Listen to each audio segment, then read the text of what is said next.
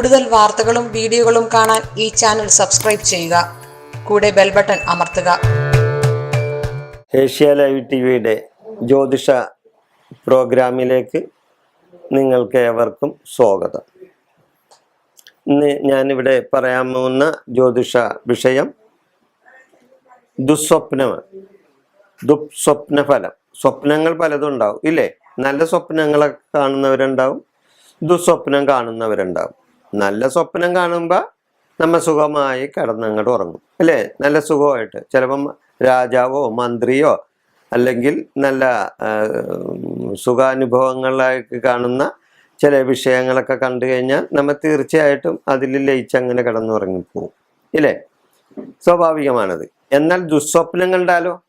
ദുസ്വപ്നം കണ്ടാൽ തീർച്ചയായിട്ടും നമ്മൾ ചിലപ്പോൾ വല്ല ഞരങ്ങുകയോ മൂളുകയോ അതേപോലെ തന്നെ പെട്ടെന്ന് ചാടി എണീക്കുകയൊക്കെ ചെയ്യും ഇല്ലേ ദുസ്വപ്നം കണ്ടു കഴിഞ്ഞാൽ.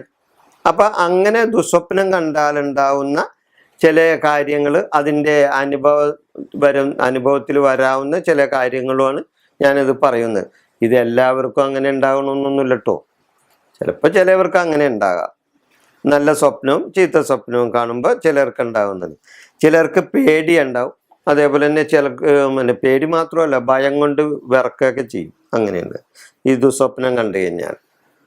അപ്പം അതുപോലെ തന്നെ ഈ ശുനകൻ, നരി, കൃഷ്ണകീടങ്ങൾ ഇവയെ കണ്ടാൽ എന്താണെന്ന് ദുഃഖമാണ് ഫലം.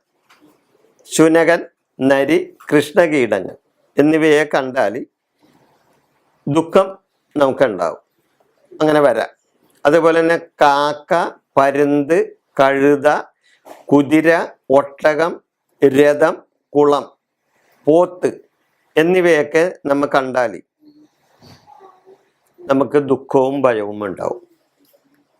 ഞാനൊന്നും കൂടി പറയാൻ വേണമെങ്കിൽ കാക്ക, പരുന്ത്, കഴുത, കുതിര, ഒട്ടകം, രഥം, കുളം, പോത്ത് ഇവയൊക്കെ കണ്ടാൽ നമുക്ക് ദുഃഖം ഉണ്ടാവും.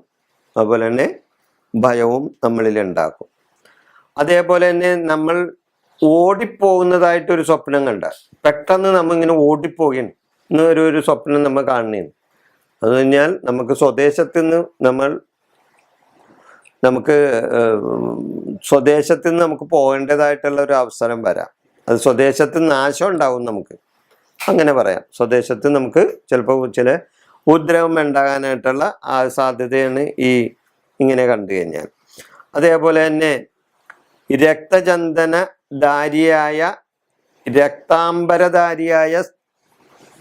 രക്താംബരധാരിയായി നടക്കുന്ന സ്ത്രീകളെ കണ്ടാൽ അല്ലെങ്കിൽ നാരികളെ കണ്ടാൽ മരണഭയം ഉണ്ടാവും.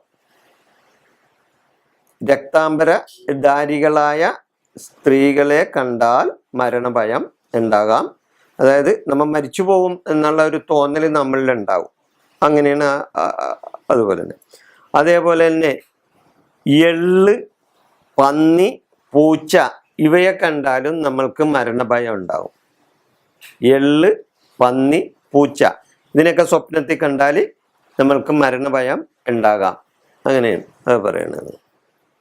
അതേപോലെ തന്നെ കൃഷ്ണസർപ്പത്തെ, തേൻ, പഞ്ചസാര, തൈര് ഇതൊക്കെ കണ്ടു കഴിഞ്ഞാൽ നമുക്ക് ധനനാശവും ഭയവും മരണഭീതിയും ഉണ്ടാവും എന്നാണ് പറയുന്നത്. തേന്, പഞ്ചസാര, തൈര്, അതുപോലെ തന്നെ സർപ്പങ്ങൾ ഇവരെയൊക്കെ കണ്ടു കഴിഞ്ഞാൽ നമുക്ക് ധനനാശവും ഭയവും മരണഭീതിയും ഉണ്ടാവും എന്നാണ് ആചാര്യന്മാർ പറഞ്ഞിട്ടുള്ളത്. അതേപോലെ തന്നെ ആകാശത്ത് നിന്ന് നക്ഷത്രങ്ങൾ താഴേക്ക് പതിക്കുന്നതായി കണ്ടാൽ, ഇപ്പൊ സ്വപ്നത്തിൽ ഇങ്ങനെ നോക്കി കിടക്കുമ്പോൾ ആലോചിച്ച് കിടക്കുന്ന സമയത്തായിരിക്കുള്ളൂ ആകാശത്ത് നിന്ന് നക്ഷത്രങ്ങൾ താഴേക്ക് വരുന്നതായിട്ട് നമുക്കൊരു തോന്നലുണ്ടാവും. അങ്ങനെ വന്നാൽ ധനനാശവും ഭീതിയും നമ്മൾക്കുണ്ടാവും.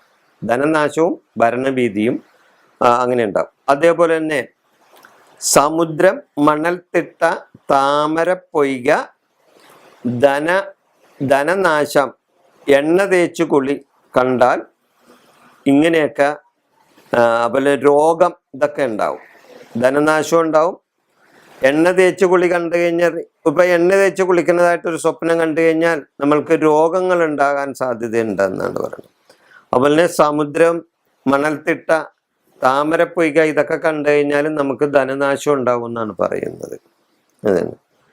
അതുപോലെ തന്നെ പല്ല് കൊഴിയുന്നത് കണ്ടാൽ സന്താപവും ബന്ധുനാശവും ഉണ്ടാവും. നമ്മുടെ കല്ല് പോയിന്നോരോ പല്ല് കൊഴിഞ്ഞു പോകുന്നതായിട്ടൊരു സ്വപ്നം കണ്ടു കഴിഞ്ഞാൽ നമുക്ക് ബന്ധുനാശവും അതേപോലെ തന്നെ സന്താപങ്ങളും ദുഃഖങ്ങളും ഉണ്ടാവും.